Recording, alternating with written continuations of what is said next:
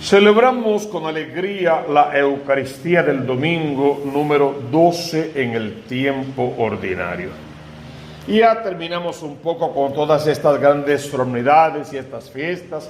Justamente anoche estábamos en la fiesta de nuestro excelso patrón San Juan Bautista, el patrón de esta parroquia querida en Maricao y de toda la isla de Puerto Rico, el precursor, la voz que grita en el desierto. Y hoy, interesantemente, la primera lectura nos presenta del libro de Jeremías al profeta Jeremías. Este discurso de Jeremías son las confesiones del profeta. Y tiene 4 elementos fundamentales en 4 versos, que fue lo que leímos hoy. Primero dice, dijo Jeremías, oía la acusación de la gente, pavor en torno. La gente, los de por ahí, los que no lo conocen bien. Y oír lo que esa gente decía de él lo atemorizaba. Porque en resumen ya sabemos que lo que querían era acabar con él, matarlo de una manera u otra, sacarlo del medio. No querían oír todo lo que él tenía que decir de parte de Dios para salvación de sus almas. Pero les parecía muy exigente, muy fuerte y no le gustaba todo lo que él decía. Luego se acerca un poco más en la intimidad. Primero oyó a la gente que decía, delátenlo, vamos a delatarlo. Pero luego a los amigos, a los cercanos, a los de casa, vamos a acecharlo porque en algún momento va a dar un traspiés, va a tropezar. A ver si engañado lo sometemos y podemos vengarnos de él. Eso duele más. Eran sus amigos, los suyos, los de casa, los que estaban hablando de esa manera. Me persiguen, pero son ellos los que tropiezan y caen. Acabarán avergonzados de su fracaso, con sonrojo eterno que no se olvidará. ¿Qué le permite al profeta hablar de esa manera ante tanta persecución, tanto acecho, tanto descarte, tanto rechazo, tanta maldad? ¿Qué le permite hablar así? Porque el Señor del universo, que examina al honrado y sondea las entrañas y el corazón, que yo vea tu vergüenza sobre ellos, pues te encomiendo mi causa. ¿Qué es lo que le permite? Que se abandona al amor de Dios. Que su fe va creciendo de día en día, que no hay dificultad, ni problema, ni situación, ni nada que lo aparte del gran amor de Dios. La invitación es simple, a que reconozcas tu realidad con las cosas buenas que tiene muchas cosas buenas, y con las cosas menos buenas. Y que unas y otras, las buenas y las menos buenas, las coloques en las manos de Dios. Le entregues el gobierno de tu vida solo a Dios y a nadie más. Y que sepas que cada decisión que vas a tomar puede ser o salvífica o condenatoria. Pero tú y yo luchamos por la salvación de nuestras almas. ¿Y cómo termina el profeta su alocución? Canten al Señor, alaben al Señor, que libera la vida del pobre de las manos de gente perversa. Pide una alabanza al Rey, oración constante, de rodillas ante Dios, brazos en cruz, alabando, bendiciendo, glorificando, danzando para el Rey con poder, porque Él libera al pobre. El pobre es su preferido. Son los pequeños, el anahuín de Dios. El pobre eres tú y soy yo cuando nos abandonamos al Señor. Y no importa cuán grande pueda ser nuestra riqueza, como almas y espíritus nobles nos acercamos a Dios en total pobreza, sabiendo que Él es nuestro Dios y nosotros solo las criaturas. Hoy Jeremías te invita a confesarte ante Dios, a ver tus venturas y tus desventuras, y entregarle todo tu quehacer, y a suplicarle, Señor, sálvame, salva mi casa. Y siempre que pidas salvación, no olvides mi matrimonio, el de mis padres, el de mis hermanos, mis hijos y los hijos de mis hermanos, mis sobrinos, mis nietos, los hijos de mis hijos y mis ahijados, con quienes me comprometí en salvación. Toca cada uno de esos corazones, Señor, y atráelos a ti, que la persecución de este mundo, el acecho de este mundo no pueda contra la fe que se ha sembrado en esos corazones y que queremos que dé frutos abundantes. Entonces podemos cantar con el salmista: Señor, que me escuche tu gran bondad. Y miren este primer párrafo, cómo se parece a esa primera lectura. Por ti he aguantado afrentas. La vergüenza cubrió mi rostro. Soy un extraño para mis hermanos, un extranjero para los hijos de mi madre, porque me devora el celo de tu templo y las afrentas con que te afrentan caen sobre mí. Vendrán momentos de dificultad. De hecho, desde que Dios, Cristo Jesús, fundó su iglesia, lo dijo: los vientos del mal no prevalecerán sobre ella, haciendo clara alusión a que habría vientos de mal, problemas y dificultades. Pero ¿qué dice Pablo? Todo lo puedo en aquel que me fortalece, en aquel que me conforta.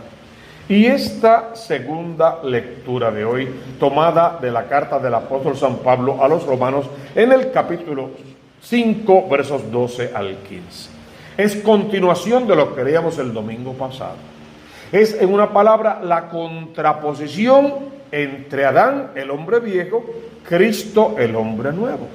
Entre Adán, el hombre que elige el pecado y vive en pecado, entre Cristo, que elige cumplir la voluntad de Dios y con su muerte y muerte de cruz salvar a la humanidad, rescatarla del pecado y de la muerte.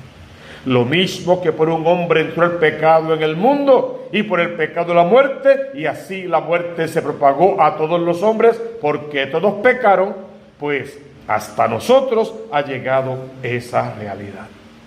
Ese fue Adán. Trajo la muerte por una mala decisión. Dile al Señor: libérame de las malas decisiones.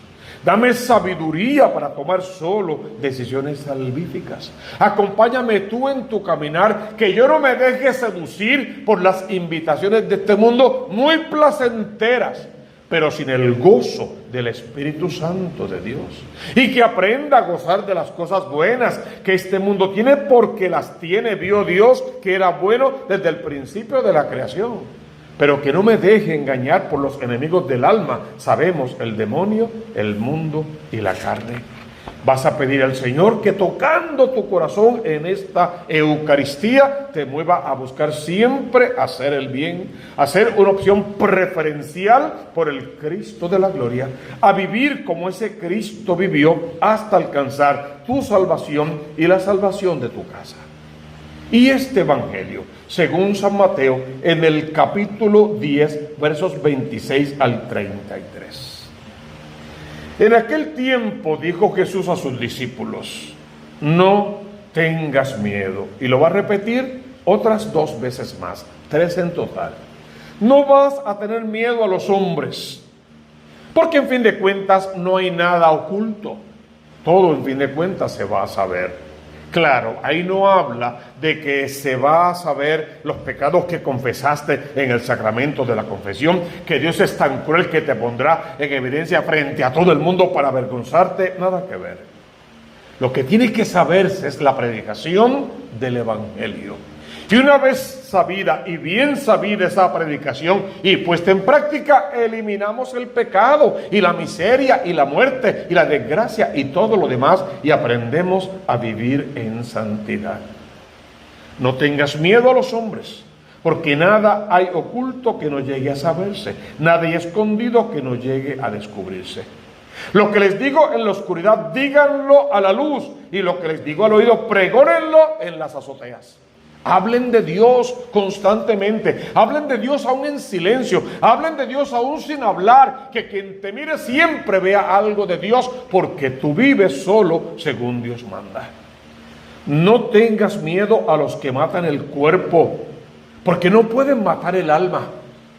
Más bien debes temer, y este temer no es lo mismo que tener miedo. Este temer es el respeto mayor a aquel que sí puede hacer que tu cuerpo y que tu alma vayan a la gehenna, O sea, un fuego que nunca se apaga. Como un crematorio o un vertedero municipal, eso. Un fuego que nunca se apaga. Ten temor de ese. Temor reverente es respeto máximo, respeto mayor, cuidado, prudencia para no meter la pata y la capacidad para vivir siempre buscando esa voluntad de Dios. Y luego hace una comparación tan hermosa. Tú vales mucho más que los pajarillos del campo. Y Dios se ocupa de cada uno de ellos. No cae ni uno de ellos al suelo sin que Dios lo quiera. Y en otro texto va a decir, Él se encarga de alimentarlos y no tejen, ni cosechan, ni hilan, ni nada por el estilo. Si a un pajarillo del campo, digamos, un tanto insignificante en comparación contigo, Dios lo trata así, ¿cuánto más te va a tratar a ti con ese mismo y mayor amor si conociendo su voluntad la cumples? Si no conociéndola, buscas los medios de descubrirla y de enseñársela a otros. Y poniéndola en práctica te presentas como testimonio de vida para el resto de los hermanos. Dios se va a ocupar de ti. En una hipérbole, en una exageración, ¿qué va a decirte? Mira, yo tengo contados hasta los cabellos de tu cabeza. Que es cierto, Dios lo sabe.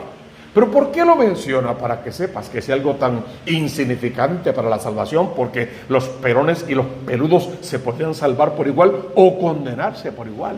¿Cuántos cabellos hay en la cabeza? No es importante. Pues hasta de esa insignificancia Dios se ocupa. ¿Cuánto más de tu vida, de tu alma? Pero tienes que caminar en pos de Él, llegar a su casa, entregarte a su amor, confesar tus pecados. Por favor, vayan al sacramento de la confesión, dejen allí sus cargas, libérense, desátense de la miseria de este mundo, para que en la procesión al altar, en la Eucaristía, te comas al Dios que vive y vivas por el Dios que te comes. Eres la obra maestra de la creación, pues a vivir a la altura de lo que eres. Porque al final aparece una especie de amenaza. Bueno, es una advertencia. El que me niegue a mí ante los hombres, yo lo voy a negar ante mi Padre que está en el cielo. Y al que me confiese, lo voy a confesar. Regresamos al principio. Adán negó y pagó sus consecuencias. Jesús confesó con su vida y alcanzó el reino de los cielos. ¿Qué quieres para ti y para tu familia? De lo que quieras entonces se desprende si vas a vivir proclamando el poder de Dios y confesando su gloria, o negando su existencia y viviendo de espaldas a Él. Siéntete abrazado en el abrazo del Espíritu Santo de Dios en esta mañana de este domingo número 12 del tiempo ordinario, y a vivir todo el resto de estos domingos conociendo y cumpliendo con la voluntad de Dios. Te bendiga el Señor con poder a ti y a tu casa, para que puedas heredar el reino de los cielos. Lo demás vendrá por añadidura.